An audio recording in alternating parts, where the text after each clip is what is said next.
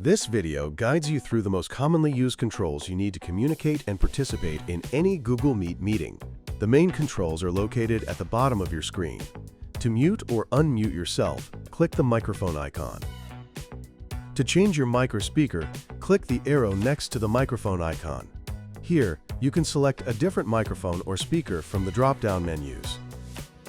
To turn your video on or off, click the camera icon. To switch to a different camera, click the arrow next to the camera icon.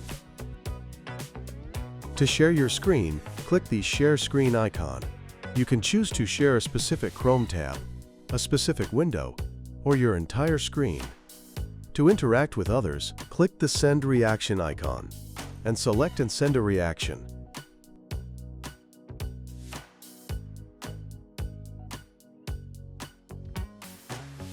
To enable live captions, click the Captions icon. You can select the size and color of the captions.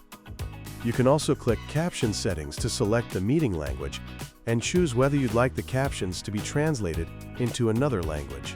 Click the main captions icon again to turn captions on or off. To let the moderator know you want to speak or ask a question, click the hand icon to raise your hand. Click the icon again to lower your hand.